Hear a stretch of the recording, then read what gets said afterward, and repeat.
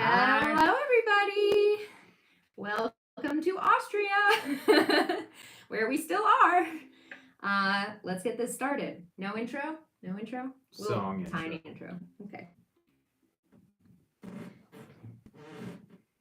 Going where the fair winds blow, our home is where the waters flow. We'll show you what we've come to know on board while sailing wisdom. Okay, so today we have something really exciting planned for you guys and for us. We're going to be talking about, and you guys voted for this, so thank you for all of you who voted. We're going to be talking about 10 ways that living on a boat has changed us. And we don't know what each other's are, so we wrote them separately, and while we're saying them is when the other person finds out how we've changed. So actually it's going to be more like 20 ways that living on a boat has changed us, although some of ours might be the same. We'll see. But we don't know. Yeah, you'll be finding out right along with us. Hey, welcome. And we're gonna go ahead and get started here in just a second. We've prepared notes. We wrote ours down. Yes, because we are adults. And we're going to be going back and forth and sharing these with you guys. So let's just get up our notes so we're ready. Yep. Notes on a phone. All right. And I mean, if you live on a boat currently or are thinking of living on a boat, you may have experienced these same changes, or you might be getting ready to experience these changes. I think it's going to be interesting. Everybody's is completely unique. So, what might have effects on us may not affect you at all. And that's what makes cruising so special and cool. And, a lot of people live aboard on big boats and never leave the harbor, and they're just as liveaboard-ish as we are. All living on a boat, not being a dirt dweller. So do you want to start? Because I can't find mine. Okay, so my number one is I've gotten a thicker skin because, so that's from a couple things. So one, in the comments, people aren't always very nice. And at first, like it hurts, and you get a thicker skin, so you're like, whatever. And then also just living on a boat in general, when you tell someone that, first they think you're crazy, and then you're just insane. And then they just go back to crazy. So it's like, it's kind of a bummer. A lot of judgment. Yeah, they look at you like, where did you go in your life? Like, what happened to you?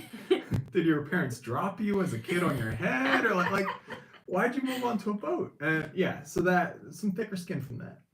Yeah, that's a good one. Absolutely. And that's, through having a YouTube channel and just living on a boat. Mm-hmm. Yeah. Yeah. I remember, like, I'd have patients and they'd be like, oh, what county do you live? I'm like, so I just, like, there was a neighborhood in Baltimore where the boat was docked, so we always said that one. And if they started, like, really pressing, like, what street, I'm like, the water. Like, I live on the water. In the water. Yeah, it's like, now, as soon as you say you live on a boat, everyone has a completely different opinion of you. It's like, you're insane. Yeah.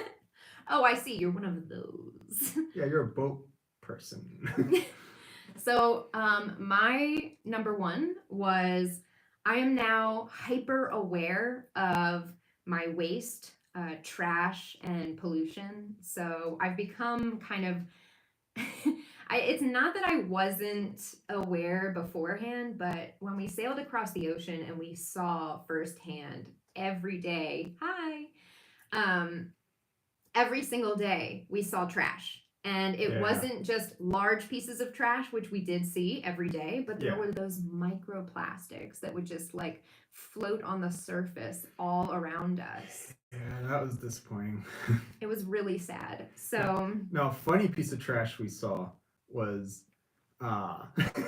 we saw a left flip-flop float by, and a couple hours later the matching pair right flip-flop float by. So that was good. So as like a result of that, the way I've changed as a person, would be that now I'm that annoying preachy person who's like at Christmas, like, guys, everybody use recyclable wrapping paper and no ribbons. And Or if you're gonna buy like mayonnaise, it's like, oh, get the one that's in glass. yes, because it's I not have plastic. that.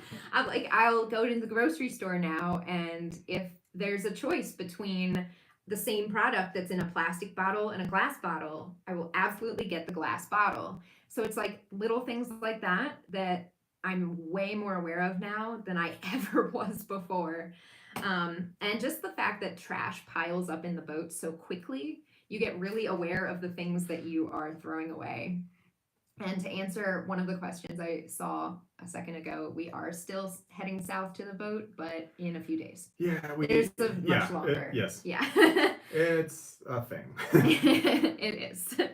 And the last thing about that I'll say is that I've become much more like preachy to women in general too about like sanitation products and stuff. A lot of the waste that you see in the ocean is like plastic tampon applicators and stuff, and you just want to be really aware. That's one super easy thing, like really easy, that you can change about your lifestyle that will make a difference. Yeah, Maddie buys OB ones instead of The whatever other brand. Tampax Yeah. Pearl. Yeah. So major change. Yep. What's your number 2? So I actually didn't order them in like.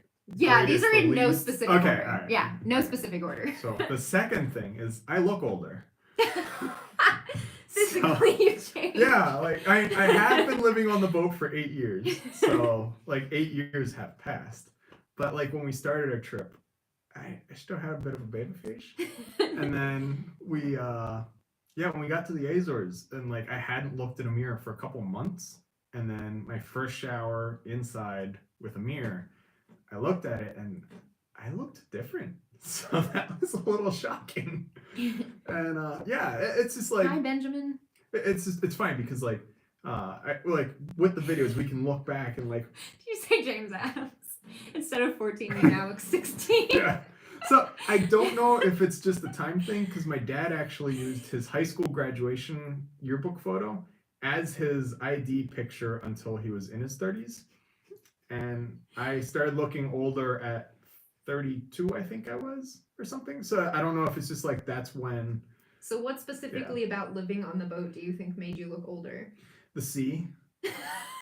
Stress of the ocean. Okay, just that's adds real years though. to your face.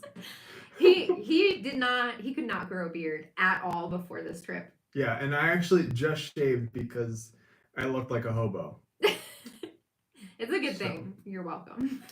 I made him shave. Okay. I haven't cut myself. So, my next thing is reading. It sounds a little superficial, but living on board a boat, particularly in an area where you don't have internet all the time, but just the boat lifestyle itself really slows you down. And I always loved to read, but I was never a reader. Like I didn't have a list of books that I loved or favorite authors or things like that. I loved reading, but it was such a chore to find time to read a book. Now it's like the thing I look forward to all the time, and I never would have come into that time, that just raw time to read, than if I hadn't lived on the boat. Because it gifts you this incredible amount of patience and time that you never would have had before. And some of that is from cruising, because in cruising you really don't have a lot to do. Just hanging out. Yeah, a lot of it is, especially while you're sailing from place to place, there's not much to do, so you end up reading all the time. But a lot of it too is just, when we were just living on the boat in the marina, I found myself reading way more often than usual. So to show you guys straight up how much she is reading, this is it. And she is like, this has been read and she's missing that. I've been reading this out loud to Herbie. Yes, I know it we've is mentioned a creepy book. We've mentioned this in a couple other videos, but we're still reading it because it's long. Yeah. Crab cakes, yum yum, not bad. So yeah, I'm a reader now. Yeah. And that's a really cool change that I love about myself that I wouldn't have if we never lived on the boat. Completely unrelated to this, but everyone, thumbs up if you haven't subscribed. Subscribe so you can see all the Take a adventures and everything. Yeah. And go read your number. Yes, my third one. I know myself better. Mm. So this is just she has time to read. I have time to think. And being an introvert, I already sit around and think a lot. But so like when you're on shore, there's distractions. Like, you can be thinking and then let's go to Taco Bell or get some Blue Powerade or like things like that. But then when you're out in the ocean, Cimmerillion next. Actually, do you see James Hey Maddie, Adams? Herbie wants Ashley's Book of Knots. Sorry to interrupt. Go ahead. I've actually been asking for that for birthdays and Christmases for like 5 years. It's hard to get my hands on it when we're always moving. Yeah. So, I forgot. You're learning about yourself. Yes. So out in the ocean, like there were zero distractions. Like you cannot Google something. You just you are alone with yourself. Especially on watch. Like, oh, that is some lonely time. Which means lots of thinking, and you really get to know how you really are. Because there's no social pressures or outside influence. It's just you and the world. Alone. She's there. But so that's where I really learned myself a lot. Yeah, definitely. I can relate to that one for sure. And I have one coming down the line that's kind of like that. Because that's a huge part of cruising and sailing and just living on a boat. My third one I wrote was, I am better at purging and getting rid of things. Yes, that was a huge thing when we started this. Yeah, this might be one of the more relatable ones to anybody who lives aboard. You have a much smaller living space, so it's kind of like living in a tiny house, but even smaller. So you don't have room to go out and buy a lot of new things, and you have to pick and choose what you want to keep when you move onto a boat. And that was extremely difficult for me. And I have in the past been known to wear things until they literally fall apart and then never throw them away because I still love them. But you can't do that when you live on a boat. And one thing I've become really good at is throwing things away. Yep. It's quite nice. It's in my nature to just keep and hold on to everything that I have. And I'm not like a hoarder or anything like that, but it really piles up. Oh, hush.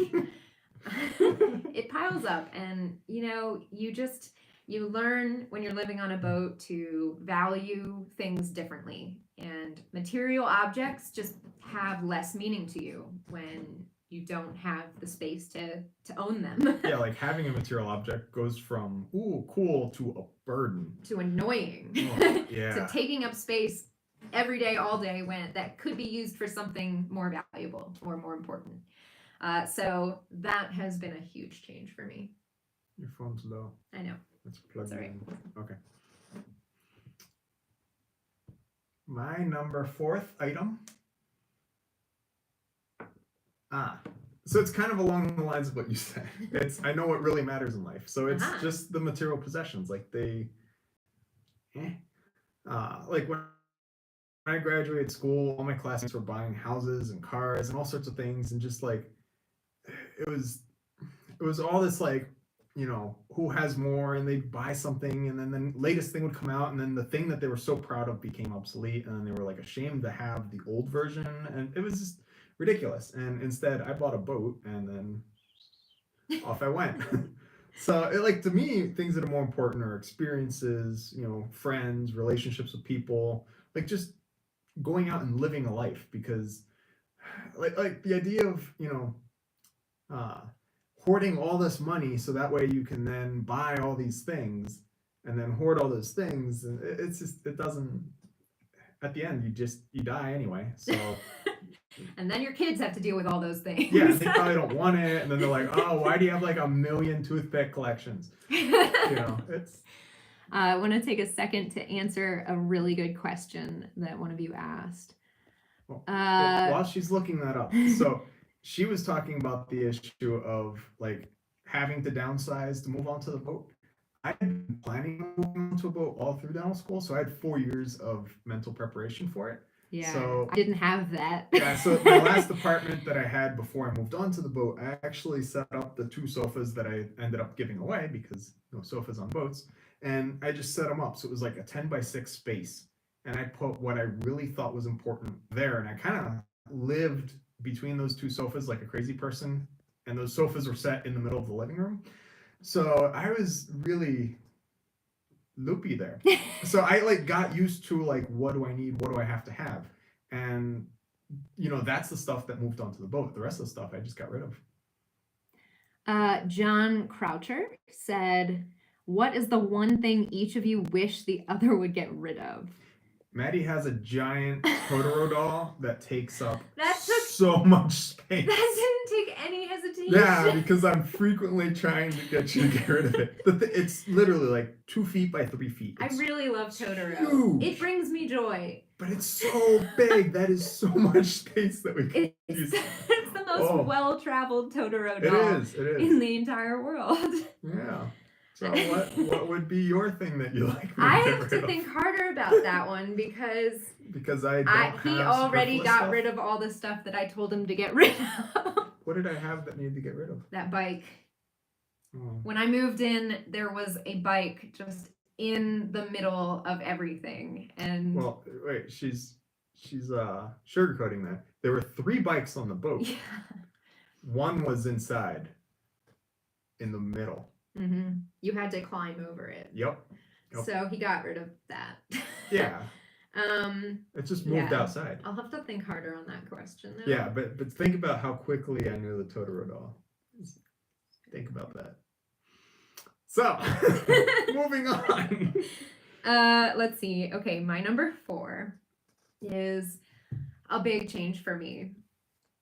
I am extremely, well, that doesn't make sense. I am much, much less disgusted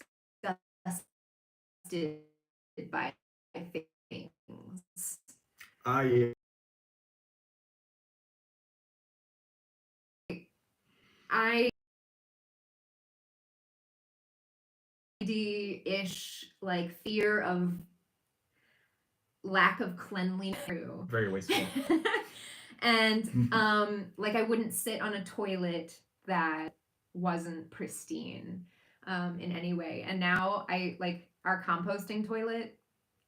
You wouldn't believe what I do now. Yeah, so like all right, what she's referring to is when spring comes and it starts getting warmer, all sorts of little bugs hatch from the toilet. There's so many bugs in the toilet. Like in the peat moss. And like literally, I just pee on them.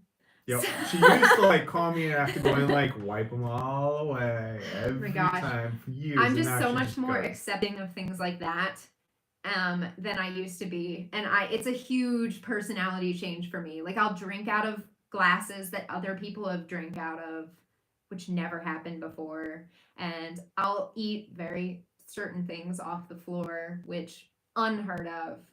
And just things like that. I have become so like dealing with the head and the bilge, which I don't even really deal with. It's mostly Herbie, but yeah. But just seeing it and being around it all the time and knowing what goes on. So she used to throw up, like actually throw up when she'd see stuff that I'd pull out of the bilge. Because it's like little hair monsters and things from Morty. And now she's, Yeah, my tolerance for germs has gone up. Germs is general nasty. General nasty. Like, I mean, you'll find something that died somewhere. Like, well, there was a flying fish that I found that like wedged itself on the deck somehow. Yeah. And it was there for, it stunk. And she didn't throw up. Unfazed. Yeah. Unfazed. Yes. And then there's also just like the cleanliness of human beings. Like the idea the idea of a person, like a man who had not showered for 4 days would have disgusted me before. But now that's just my husband. Yeah. Which was really funny because when we did the Atlantic crossing, like shortly after I saw a video from Sisho, and it was like, what happens if you stop showering for a week? And I'm like, I know, not much, because I did it for like 2 months. I mean, like, that's an exaggeration, but like, But we showered once a week. we for 2 shower months. very infrequently when we're Yeah. cruising, and even when we were living in the boat on the dock, like showering's a lot more of a chore because, especially right now, like we have no hot water, so we literally have to like heat up water in a teapot, pour it into an insecticide sprayer, and pump to showers out anymore. To a certain extent. I mean, I'm not clean. If some food drops, just pick it up and eat it. We do that now, actually. That's. I mean, yes, and we do. We keep the boat clean. It's what we try. Yeah, and there's clutter, as you guys all know from the videos. Like this. But it's not large like we go through and we, and, you know, we clean everything down. We clean all the surfaces pretty frequently, and it's not a dirty place. It's just when you live on a boat, things come up that you never would have. Instead of a solar shower, we kind of made. I guess not. Let us know when we're back.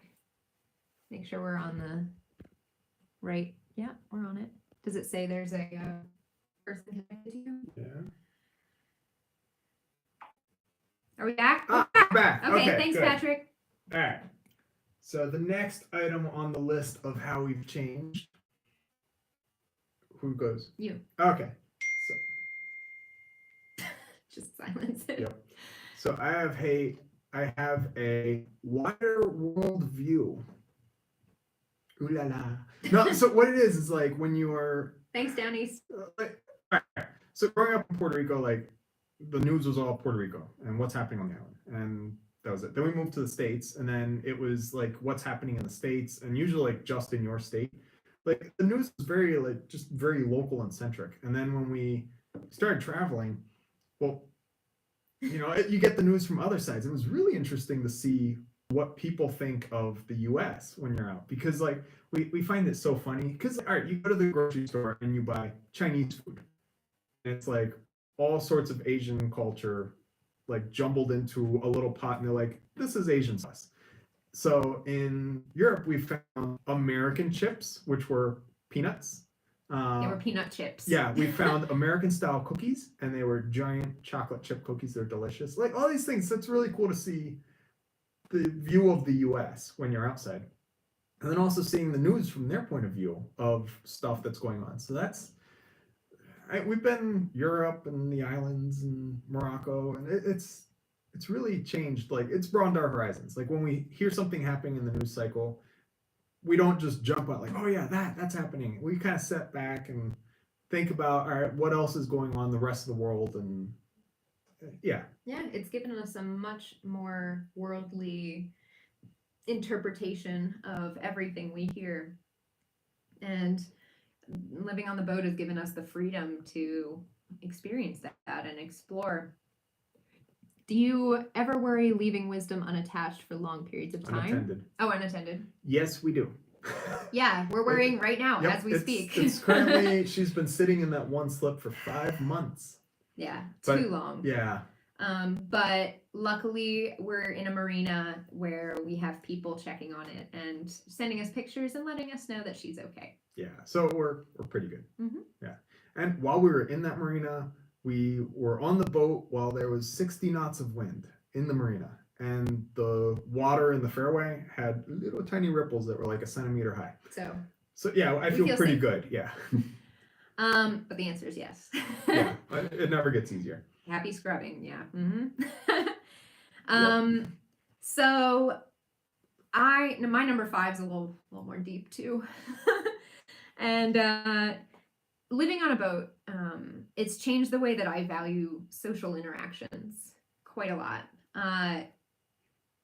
Before living on the boat, especially, living on a boat connects you with this community of other boat people, like pretty much immediately. And there's a very close-knit cruising community to the point where when you get to someplace new, it could be a new anchorage in the Chesapeake, it could be a new anchorage in Morocco, you know, it could be anywhere in the world.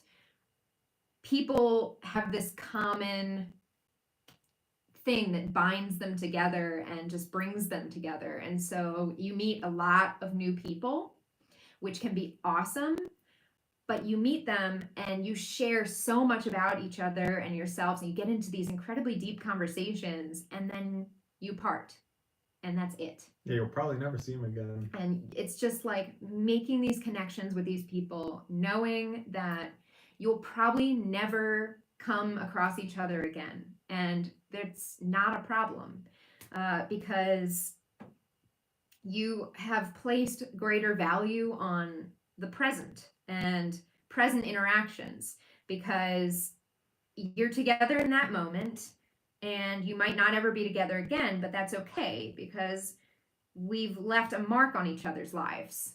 And that becomes what's important, rather than being like, oh, let's connect on Facebook and try to meet up again in some other place. Like, you just don't do that in the sailing world. You'll come across each other maybe, and that's really exciting when it happens, but it's more just like we're sharing this moment, and we've gotten each other's names, we've had this awesome conversation, we've shared so much about each other, and now we're going, and we've impacted each other's lives, and now we're moving on. And that's very different, I think, from a lot of social interactions, especially in today's society, where you meet someone and you're like Insta friends, and then you're literally Insta friends, like on Instagram.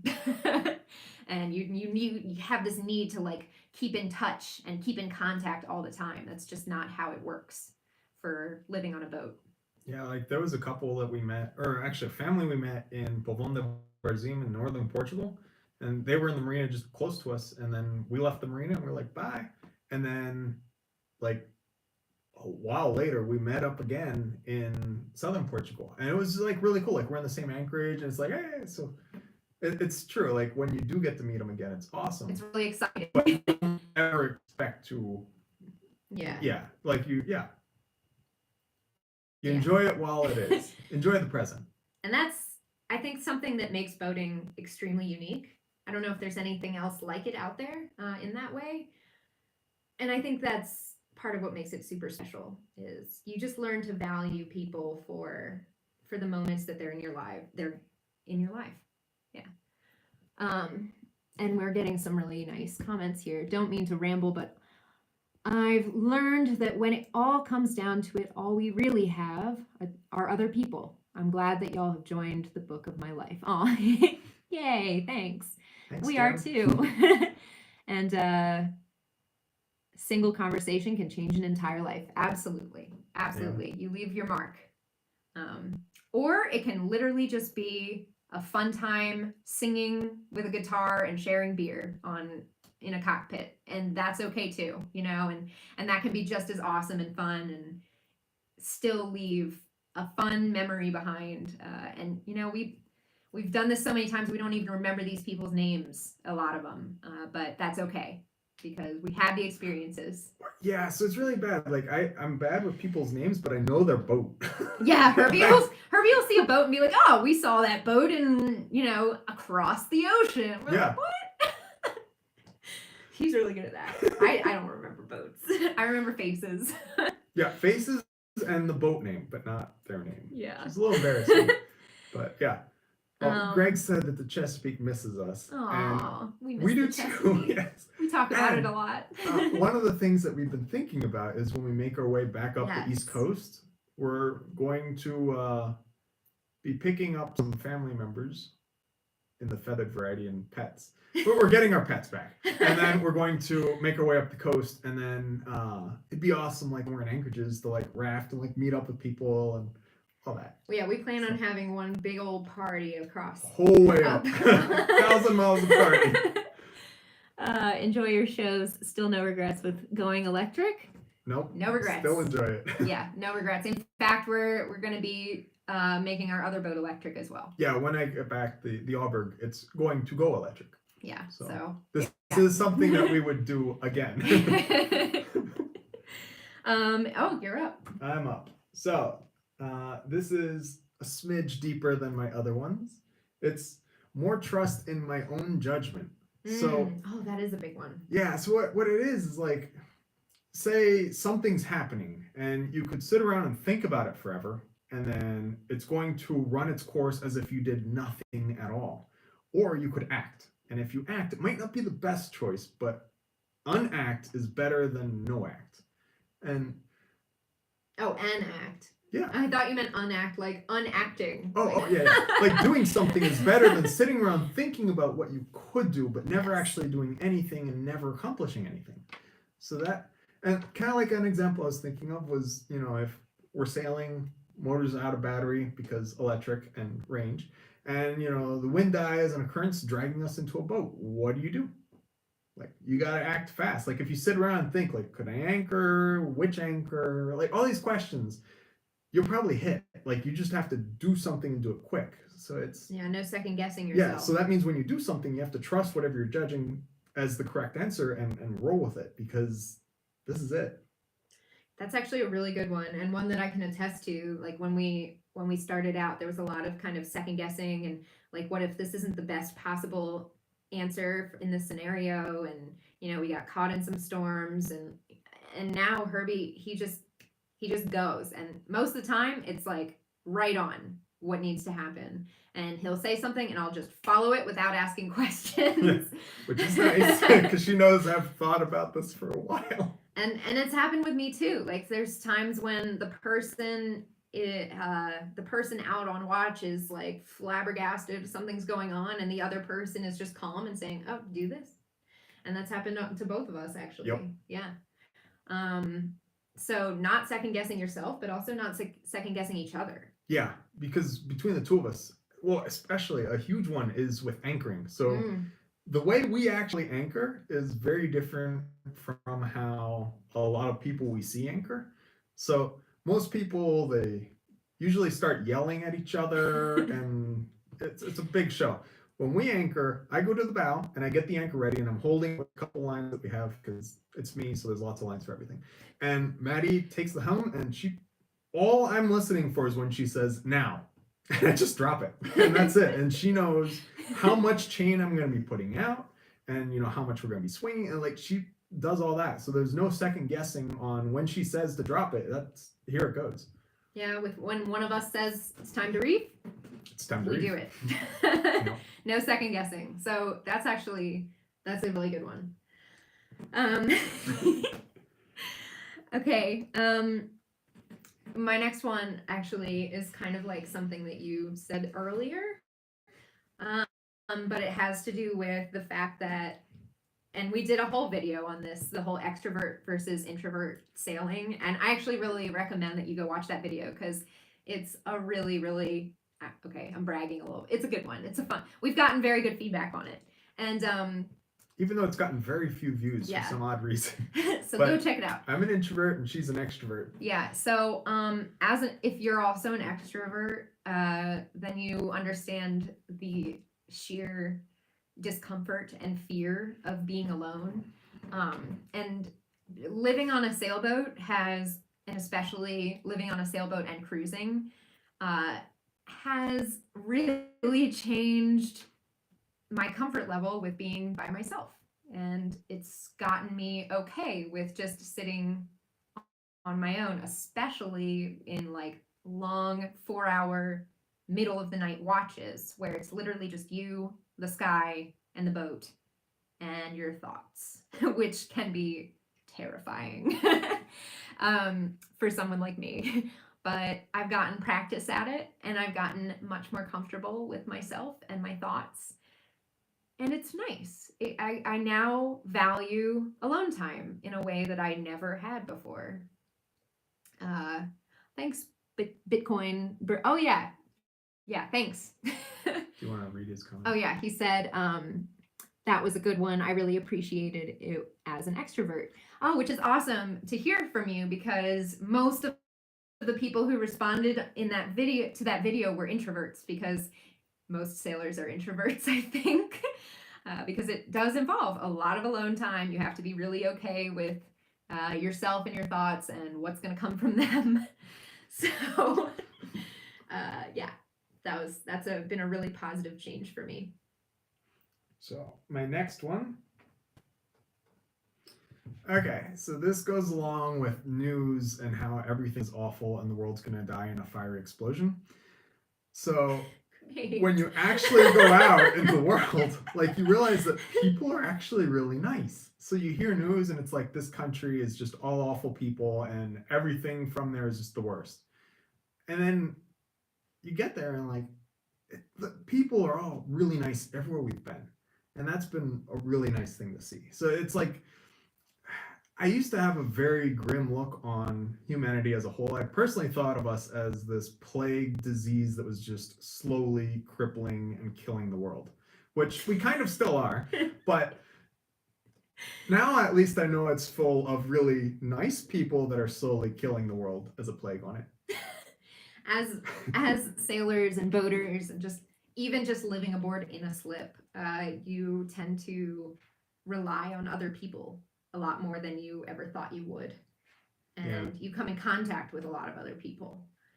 So definitely the fact that most of these people you meet are extraordinarily helpful, want nothing in return, and are just kind-hearted people.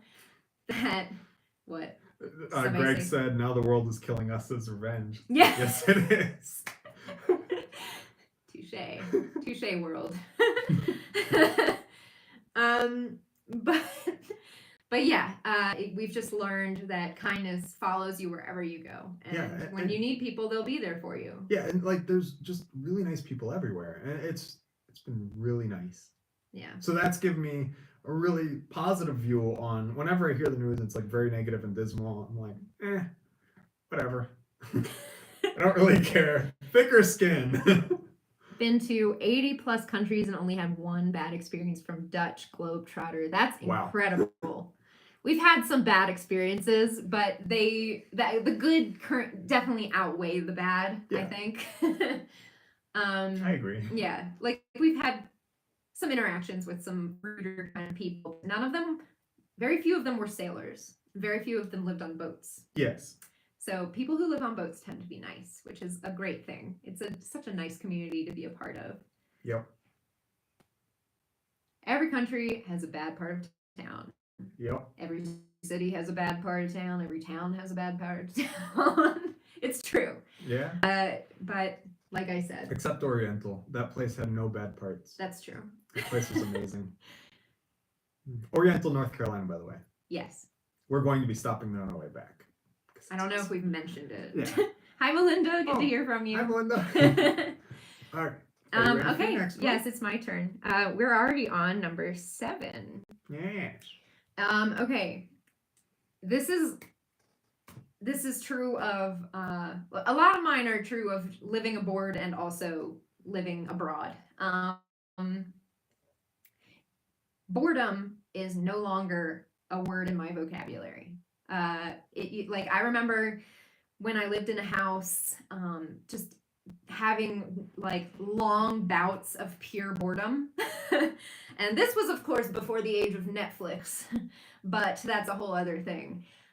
You learn when you're living on a boat to use those gaps of time that you're given. And I mentioned reading earlier, that's a huge one. But yeah, I used to be bored all the time, and that was with constant access to the internet. So imagine being in the middle of the ocean or even just off a coast with no access to the internet. And all of a sudden, and one other person. and I've learned how to use that free space that people take for granted. And I use it for any number of things. I read constantly. I knitted hats all the way up the ICW, down the ICW. I taught myself the ukulele. There's constantly something to keep you entertained. And when you are forced to look for that something because you have no internet to just like sit on a couch and look through for 2 hours, you become resourceful. And you pick up new hobbies, and boredom just, if you're ever bored, there's so many things you could be doing. It's just not a thing that needs to be a thing, which Can you tell I'm a poet? I wrote this poem just to show it. But yeah, it's been very life-changing, just learning how to use the time given to me in productive ways. Just sitting there and thinking, man, I'm bored, which used to be, that was like the hallmark of my high school years. So this is not a question of our 10 things. It's a question in the comments. Response to a Yes. comment. So the question was, we went with the electric yacht motor for our electric motor, and it was asking if the regeneration worked like we were hoping it would, and if we plan on using that in the next boat.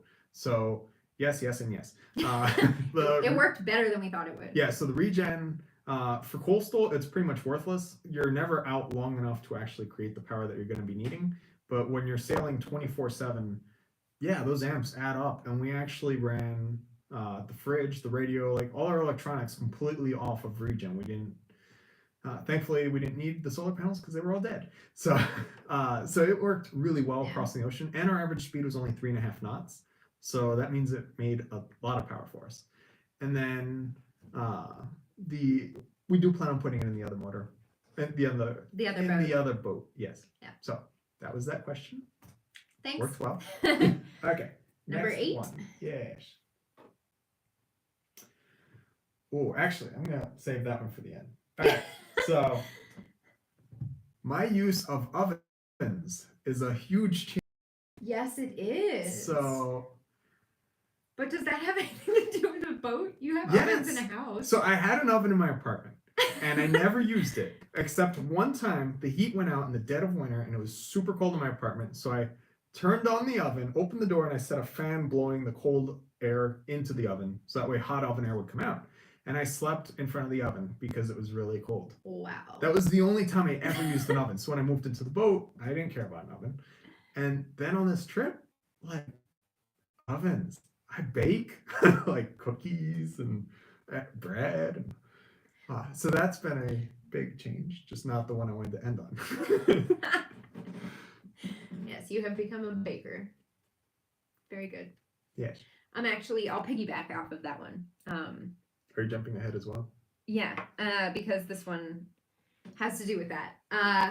Since living on a boat, I have become a much more resourceful cooker of food. And part of this comes with also being older and more mature and living in my own place. But I didn't used to cook very much at all. But the resourcefulness, that is the important part of this. And that's where the boat really made a difference, because you can be out with very few provisions or really random provisions, or super random provisions that might not go together, and you have to find a way to make a meal out of them. And so I have made up more things and more meals than I ever thought possible. Maddie bakes a sausage. Just the other day we had very few ingredients, and I somehow created some like cheese sauce pasta that was really good, that I just pulled out of nothing. It was literally goat cheese on the pasta, and the goat cheese melted into it. Oh man, yeah. So good. And I never would have thought, that way if it hadn't been for boat life, because you run out of ingredients all the time, and you have to use weird things like canned carrots and gross things. The other thing is, like, the provisions don't always last. So you start the trip with all these fresh veggies that are gone in the first week. Yeah. So that means that, what are you going to do? Like Chef Boyardee for the rest of the way? Or maybe you're anchored in the Bahamas and food is extraordinarily expensive and hard to come by. And or rotting. You have to go to the one supermarket on the island that only has like a pear. So, Yep. You just have to be very thoughtful when you're cooking and creating meals. And it's made us more healthy, and it's made us more resourceful in the kitchen. So that's one thing that has really changed about me from living in a boat. And you have to use we have like one pot and one pan. Yes. And so you have to be able to make these foods in strange contraptions. Well, there's been a lot of comments about spam, and Oh, yeah. spam, that's something we eat a lot now. That's that like we our live on the hallmark. boat. Yeah. I have become so so original with spam, because you look up spam recipes and it's pretty much just macaroni and cheese and like spam sandwiches. Yeah. And that gets really old. So, and it's But hard to make spam and macaroni and eggs. cheese in a boat. Yeah. But I've used spam in all kinds of pasta dishes and egg dishes. So good. Sadly, we can't get spam right here where we are.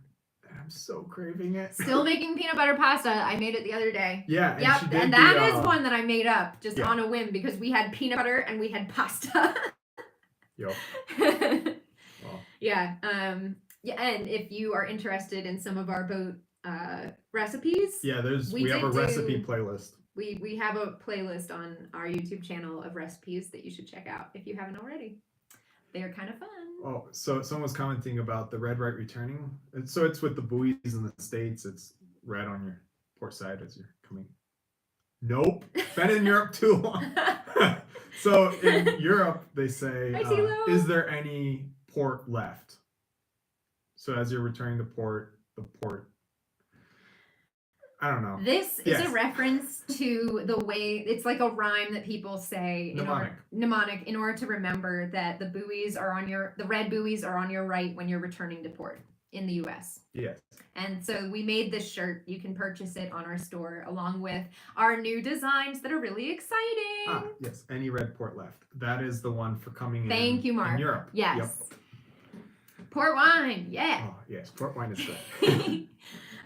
So yeah, check out our store for a lot of awesome rigging doctor gear. Maddie's made some new designs. I made some new designs. They're really fun. She updated my snail one. The homemade bread recipe. Yes, Yes. all Herbie. Yeah, that's not in the playlist. And we've also But it will be. we've also learned how to use a solar oven too. So that's like a big. Yes. You were The mentioning chicken stuff. cooking in an oven. Oh, the chicken in the solar oven. Yeah, solar oven. So good. Yes. So yeah, that was my number 8. Okay. So my number 9 is my taste in books has shifted a lot. That's true. Yeah. So before the boat, all I read were like science and manuals and stuff like that. And then on the boat, I started reading, the parties and, cruising and stuff like that. And then it shifted to meteorological books. And now it's shifting more towards wood finishing.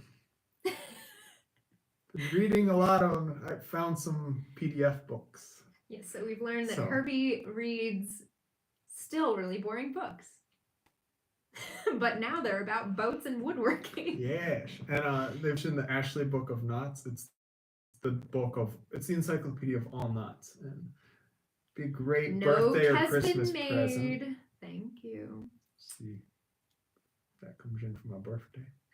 All right, so that's my change in what I would read. Wood is good. Yeah. Thank you for that, Down East.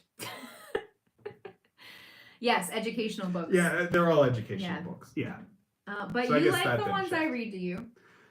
Yeah, they're stories, and then we can talk about them, and that's nice because there's nothing else to do, so you have no one to talk to. So it's good to have some kind of conversation, So, my number 9. Wow, we're almost done. Oh, and it's been 50 minutes. Wow, I can't believe that. So, my number 9 is also kind of superficial-ish. I no longer wear makeup at all. And this is purely because of boat life. We, first of all, have no mirror on the boat, so that's just a personal thing for us. I'm sure you guys have mirrors on your boats if you live aboard, but it is actually extremely freeing. Mark Trupp says, but I still have diesel engine and still steel rigging. Yes, well, you have some catching up to do, my friend. Start with taking the mirror out. Yeah, so it's been so freeing to not worry about putting on makeup. And I think it's funny because the whole reason I don't wear it is A, because I can't put it on because I have no mirror, but B, because we don't see anybody, which is ironic because every time we put out a video, like thousands of people see us. But you know, the last time I wore makeup was at a wedding a long time ago. And it's just nice to be more in touch with my natural self, and my natural face. And you know, it used to be that if I went a day without wearing makeup, somebody would inevitably ask me if I was sick, which made me feel so bad. It's like, man, everybody got so used to seeing me with eyeliner on that as soon as I didn't wear it, they just thought something's wrong. She looks wrong. So I wanted my new normal to be this, natural, completely, no makeup whatsoever.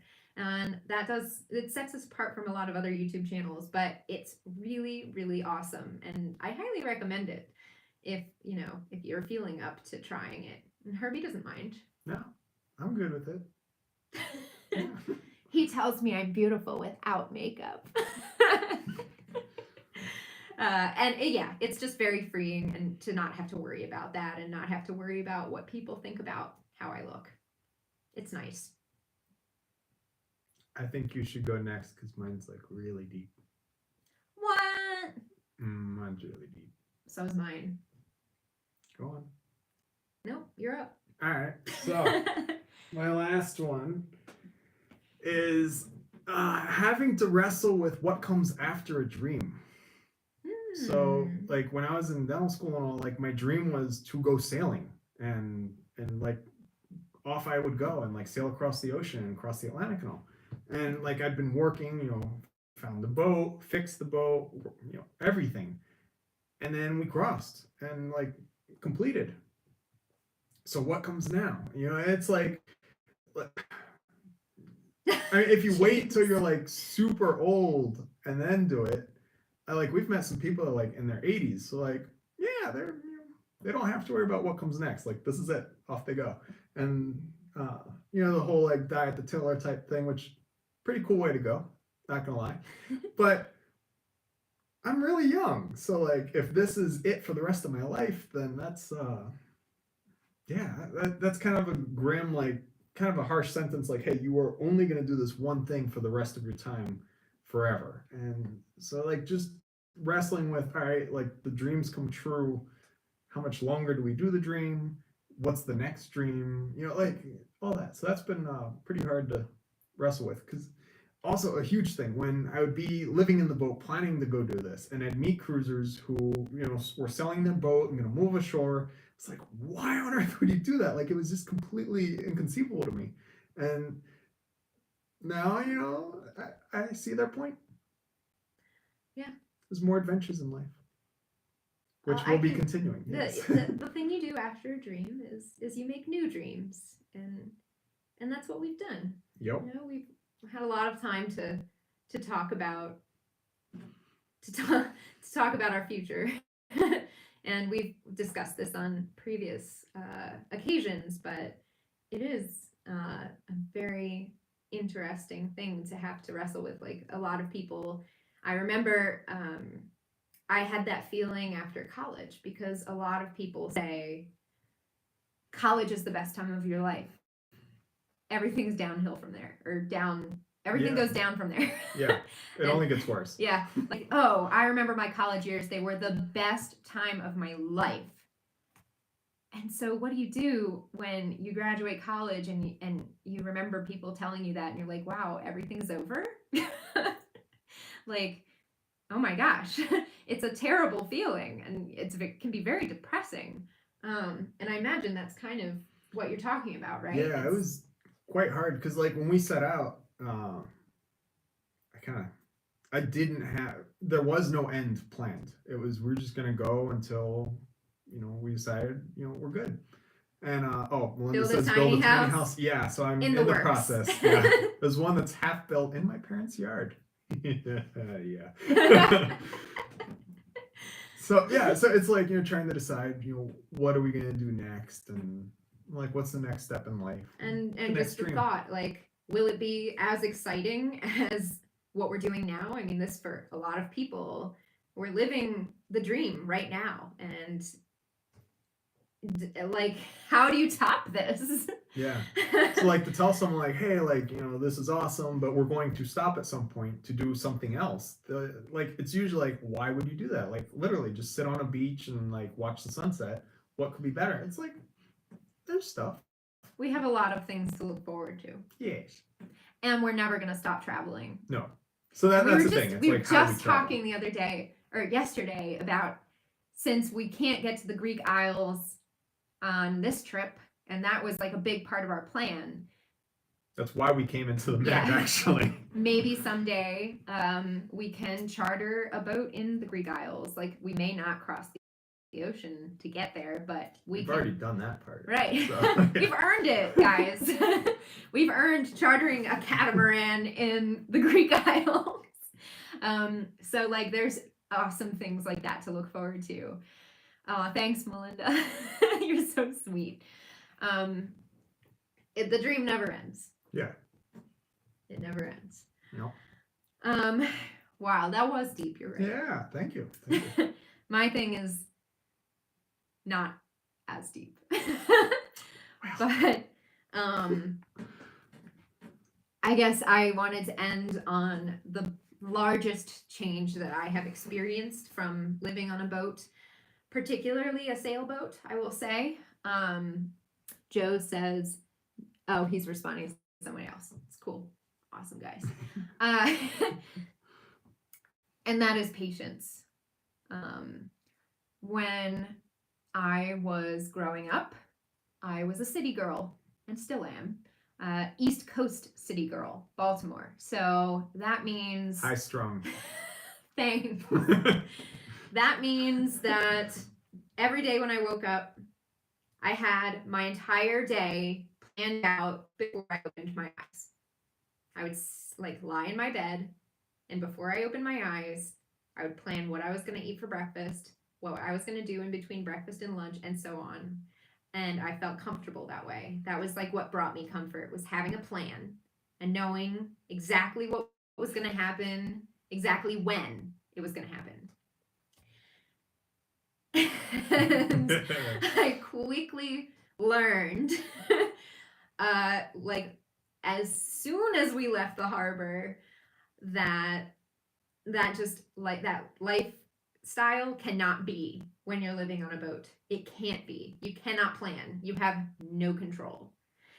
You have to relinquish that control to outside forces like the ocean, the currents, the wind, and the weather in general. And that was a very uncomfortable realization for me at first. And I've gone from feeling extremely uncomfortable and frustrated by that to feeling comforted and free, because I no longer have to make the plan and adhere to the plan. It's like this weight lifts off and you have no control, and you know that, and that's when you can be free, is when you relinquish that control and just say, we're literally going with the flow. Yeah. And what better time to put that into practice than now, when we're stuck in Austria. We have no idea when we can get back. All of our plans that we had made are gone. Yeah, and as you guys have noticed, every time that we've said we're leaving on such a day, and yeah, we're still here. We're still here.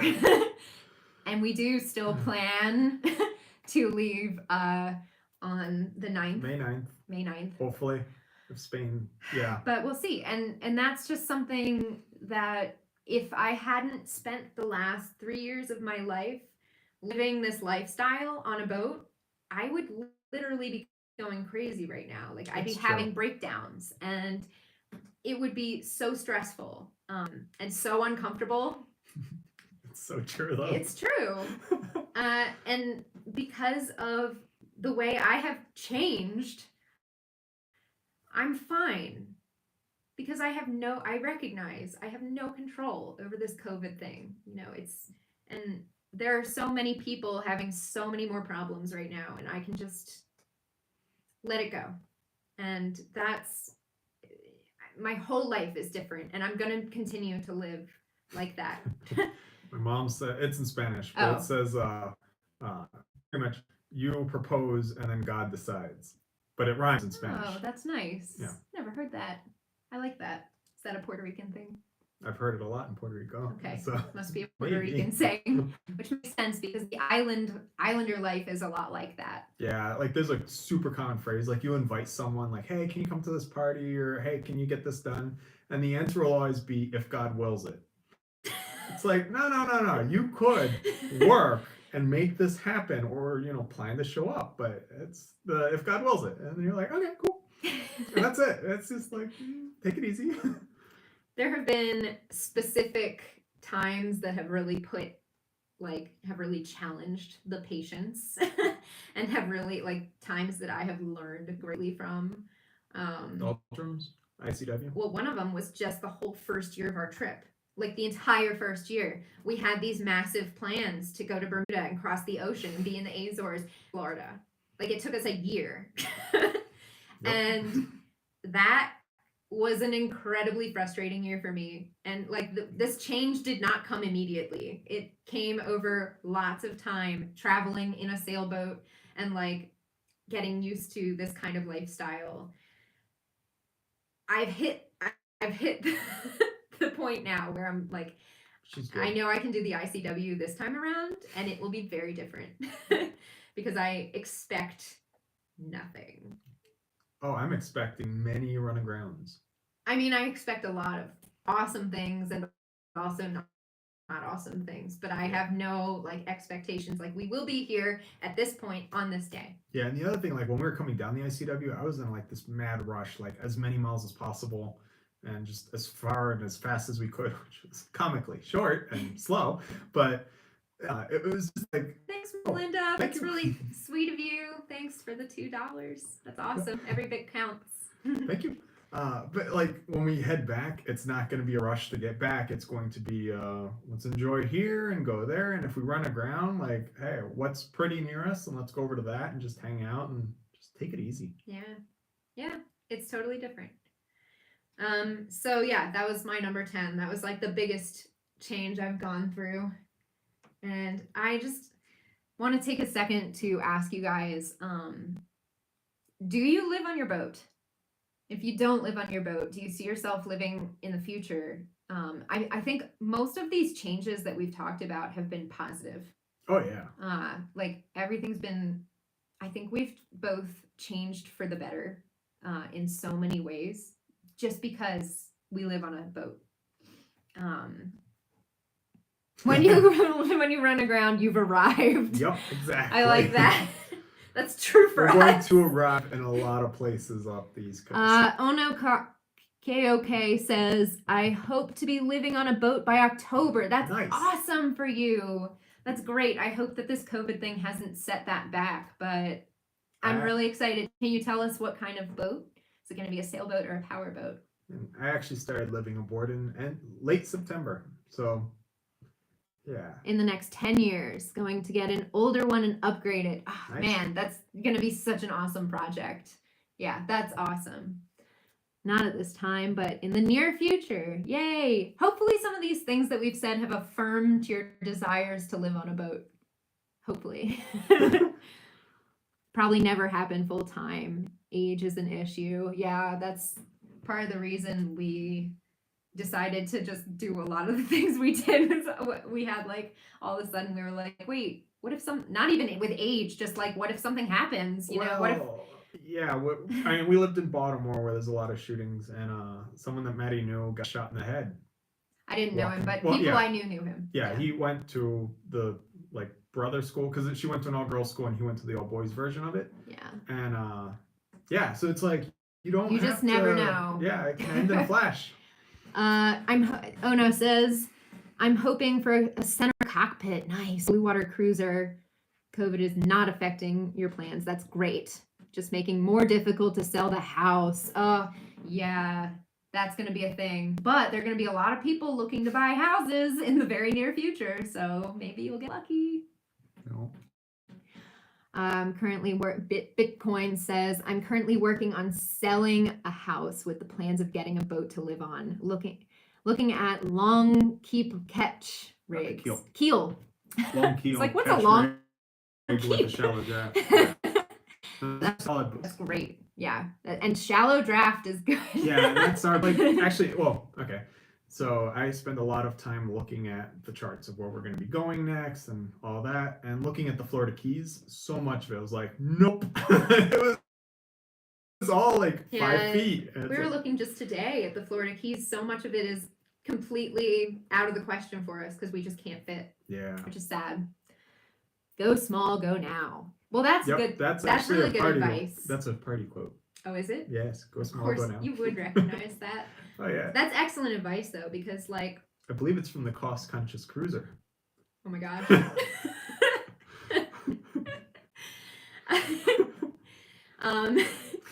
The other thing would be to be okay with getting a fixer up. Like don't look for your dream boat because it doesn't exist. Yeah. That's a big one. Yeah, you'll make it into your dream boat, and it'll take time. Now this is also from me who hate electronics. Whatever the word is. Yes. I've seen so many boats where people buy them and they're all like excited because it has all these like new electronic gizmos, and then a couple years down the line they're replacing them because either they died or they didn't really like them when they were using them, and like they paid a premium over a boat that didn't have them to then buy them again. So it's like, get one without the electronics and then go adding as you see fit as you want. Patrick's eyeballing a couple of Maverick 42s currently. Both need work. And you love it. That's the important thing right there. 42 is a fantastic yes. Like, Melinda said to take Wind Puff to the Keys. Yes. That's exactly what we were talking about. Because Wind Puff is 4.5 foot. Yes. That's why we're keeping Wind Puff. So many people are like, why? You're so crazy. You have 2 boats, blah, blah, blah. But like, Wind Puff is going to get us into those small places that we just can't get to. Yeah. Someone said the best electronics is a compass and a sextant. Yes. You are saying that to the right people. Yeah. Wind Puff. Sorry, I got the name wrong earlier. Oh, that's okay. I forgive you. Yeah. We know who you're referring to. I saw your video with the difficult extra crew. That was horrifying, but I'm hoping to get some experience before I sail myself. Any recommendations for newbies? Yes. So my first recommendation would be to read the party books. Seriously. They are so good with info. But if you want to be crew on a boat, like I highly recommend that. Herbie did that actually before we ventured out into the blue water. But you want to just keep this very, very important tidbit in mind. The captain is the captain. Yeah. The captain knows the boat the best. The captain, you're going to sail the captain's way. You're not going to sail your way, which can be extremely frustrating. But yeah, like when I was crewing a boat, the first like day, maybe second day. Thanks, family. I wasn't allowed to touch a thing. Like when I was on watch, if I thought a sail needed trimming or course alter, whatever, I woke the captain and then he did it. And then after a while, he realized like I could sail. And then, then he started letting me sail. But it was like, I'd be sitting out there and we'd be motoring with a falling wind. Because yes, I am. They said, oh yeah, yes. But he said, we're motoring now. I'm like, okay, we are motoring. I didn't secretly put out the head sail or something. Oh my gosh, thank you, Joe. Thank you, Joe. That's so nice. Thank you. Oh, I like your little keep it up. Don't question the captain. Yeah, so also go with a friend or someone that you know, because that's another huge part. So I went with a guy when we switched from diesel to electric. He was actually in the marina, like right next to us. So I knew him quite well because we hung out together all the time for about a month. So he became a good friend. Yeah. Yeah, like we still talk. So, and his boat, his rules. Yeah. So, And there were some that you didn't agree with, but but did them anyway because Yeah. his boat, his rules. But I learned so much about like offshore navigation. It was really good. as much experience you can have as a crew, as a crew, as a crew member, is going to be valuable for anybody. Yeah. And while you're out there as crew and not able to do anything, think about what you would do in the situation and see if that happens to be what the captain chooses for you to do. And if it is, then you know you're on the right track. And then when you finally go out on your own, you're good. Perfect boat is my 30-year-old Halberg Rassi 38. I know I said that kind of wrong. 382. Oh, that's nice. Yes. We've heard a lot of awesome things about Halberg Rassis. Yes, they're a much loved boat. Yeah. When we see them like out in the ocean, we see them on the Yeah. AIS, like they're pretty sweet. Finally committed to buying a boat. Congratulations. Feed your head, he said. It was a steal because the motor is blown. Okay. I'm contemplating a cheap electric conversion. Should I go used forklift motor or Chinese brushless DC? So actually, I've been looking into this a lot. Thunderstruck EV is the cheapest good kit motor, and it's like really cheap. You can get a 10 kilowatt for I think it's like 7 or 8 grand, somewhere on there, or I don't remember, but it was really cheap compared to all the other kits, and it uses the Mars motors. So like the motor that we have is Mars, it's Mont Energy ME some number, and that's a really good motor. It's in all the good kits. So if you can find that motor and build your own kit, by all means. If you can, but the Thunderstruck EV kit, like it's got the mounting and all that engineered for you to make hooking it up to the boat a lot easier, which is a huge thing. Oh yes, a sculling oar is also an option. It works on the 30 footer. It doesn't work too well on the 45 footer. I'm looking up because we got a shout out. Oh yes. There. So another really great thing you can do when you're moving onto a boat or learning to sail, and this is going to sound super biased, but watch as much YouTube as you can. Yeah. There's nothing better than hands-on learning. Or seeing other people's hands-on mistakes. Yeah. visual learning is what I meant to say. Do you remember where she put that comment? It's Bunny Kevin. Yeah. Yeah. So I want to shout out one of our friends that we've communicated with. We haven't met in person yet, but she is starting a new YouTube channel. And a lot of times watching kind of novice YouTube channels is a really good way of learning, especially if you want to also do a YouTube channel. Yeah, I agree. Yes, that is the best. Like, yeah. Like read, have the theory, and then go out and try it. And like it's a crappy day out, go out there and like get the crap beat out of you, and learn. Learn. Yeah. And learn to heave to first. That way, when it gets really bad, you can just heave to and try other things. Yeah, I actually learned how to sail on wind puff with Herbie because sailing on Wisdom, we went out a few times and he tried to teach me on Wisdom, but Wisdom's a 45-foot sailboat with 3 sails. Well, way more than 3 sails, but 3 active sails.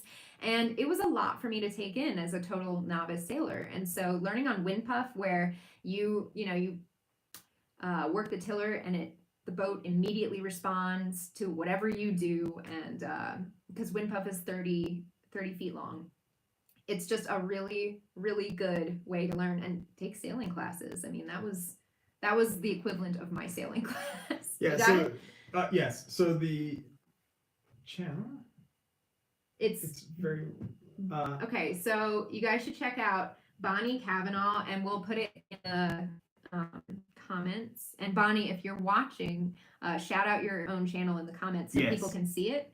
But it's SV. It's Bonnie Kavanaugh ampersand SV content. Yes. Or content. Content. Yes. SV content. Yes.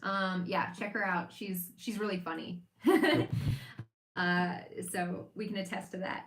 And guys, I think we're gonna wrap up unless you have any other pressing questions or comments.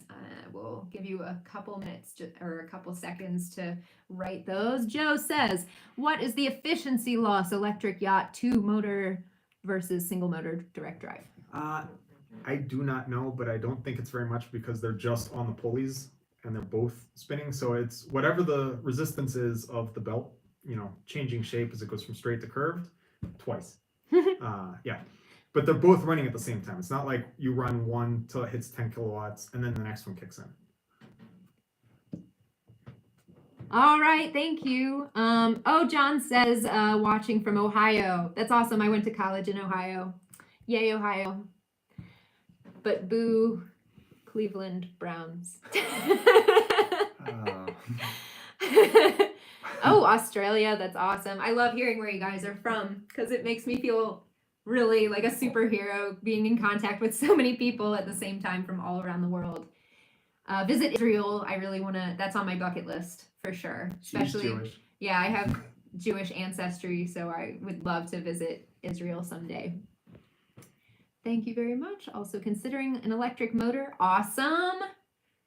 Yeah, so Ravens electric fans. motor. All right, so this is my personal view on electric motors. Bye, Joe. Thanks for being here. Right now, they are great, but the batteries still stink. But the batteries are getting a lot better, and they're coming out with much better batteries. So you're getting the motor that then you can add the good batteries when they finally come out. JT is watching from Dubai. That is so cool. Oh, neat. I'd love to go to Dubai someday. Yeah.